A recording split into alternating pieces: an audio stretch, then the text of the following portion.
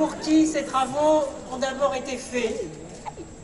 Je salue votre proviseur, Yves Debien, Jean-Yves, l'ensemble de l'équipe pédagogique, c'est Jean. et puis les élus ici présents qui m'entourent, et avec lesquels, notamment Marie Legrand, Jean-Jacques Perrin, Brigitte Tondusson, et le député Alain Claes, Jean-François Macaire, Éric Poitier, et tous ceux qui sont là. Je voudrais leur dire que lorsque nous avons la grande joie de participer à une inauguration comme celle-ci, le travail est bien récompensé. Vous êtes ici chez vous, c'est votre maison, le lycée. Ce sont des années importantes de votre vie. Vous y passez du temps. Maison au sens large, non, je n'exagère pas, bien évidemment. Je ne fais pas la confusion entre ce que vous faites en dehors du lycée, qui est également très important. Mais je sais le temps que vous passez ici, et ces années qui vont marquer votre vie de futur adulte. Nous avons beaucoup investi ici, et cela a été dit, le résultat est spectaculaire. Je voudrais, à travers vous, lancer un message à tous les jeunes de la région, en leur disant que si nous essayons de construire un monde meilleur, c'est pour vous, la jeune génération. À la fois pour que vos années de formation soient des années de bonheur, soient des années d'effort, soient des années aussi qui débouchent sur un résultat, et après sur un métier qui vous rende heureux et qui vous permette de ne pas rester au chômage. Le fléau si important de notre époque. Je voudrais vous dire aussi que grâce à votre prise de parole, je vais parler du budget participatif, les élus de la région ont pris conscience de la soif immense de culture des jeunes. Et vous avez salué tout à l'heure votre animatrice culturelle. Oui.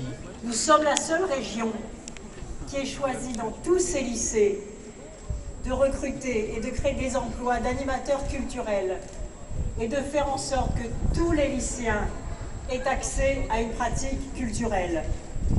Vous avez choisi aussi par le biais du budget participatif de mettre en place des projets liés à l'environnement, liés au commerce équitable, liés au regard justement tourné vers les autres et vers les pays les plus pauvres de la planète.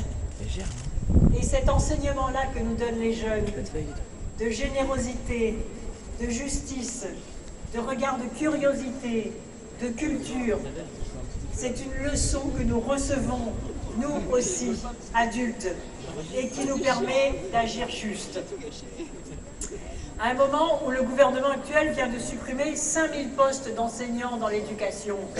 En sport. Je voudrais dire à quel point cette décision est grave. Parce qu'un pays qui veut se remettre debout doit garder l'éducation au cœur de tout et en avant de tout. Un pays qui investit dans l'éducation, c'est un pays qui investit dans le futur. Un pays qui investit dans l'éducation et qui donne aux jeunes les moyens de bien travailler, c'est aussi un pays qui investit dans la liberté. Et puisque votre lycée s'appelle le lycée Victor Hugo, j'ai choisi quelques phrases de Victor Hugo qui illustrent bien ce qui nous rassemble ici. D'abord, la liberté commence lorsque l'ignorance finit. Et c'est vrai qu'à l'échelle de la planète, les pays les plus pauvres qui attendent désespérément que leurs enfants accèdent à l'école, c'est d'abord pour eux une revendication de liberté. Ensuite, Victor Hugo disait, vous la connaissez cette phrase, elle est très connue, celui qui ouvre une porte d'école ferme une prison. Et c'est vrai qu'il y a plusieurs choix dans une société. Entre ceux qui choisissent la fuite en avant vers la construction de places de prison et ceux qui considèrent que c'est par l'éducation que l'on fait la première prévention efficace de l'insécurité.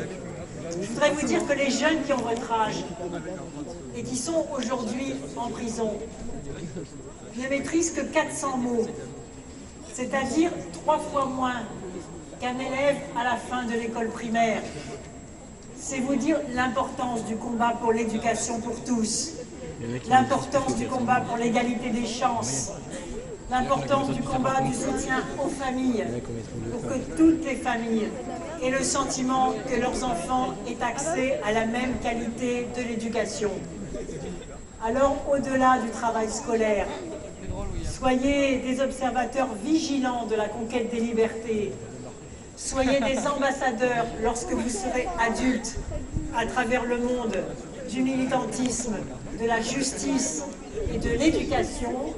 Ce message-là, je vous le transmets parce que les habitants de la région, en payant leurs impôts, ont permis les travaux dont vous bénéficiez aujourd'hui. Ils vous font ce cadeau. Les pouvoirs publics vous font ce cadeau pour que vous puissiez bien travailler, pour que vous puissiez vous épanouir, pour que vous puissiez choisir, pour que vous puissiez conquérir votre liberté et votre autonomie d'adulte. Alors réussissez votre vie, n'oubliez jamais vos années lycée et un jour, en tant qu'adulte, transmettez le flambeau aux jeunes de la génération future. Bravo à vous et merci pour cette belle journée.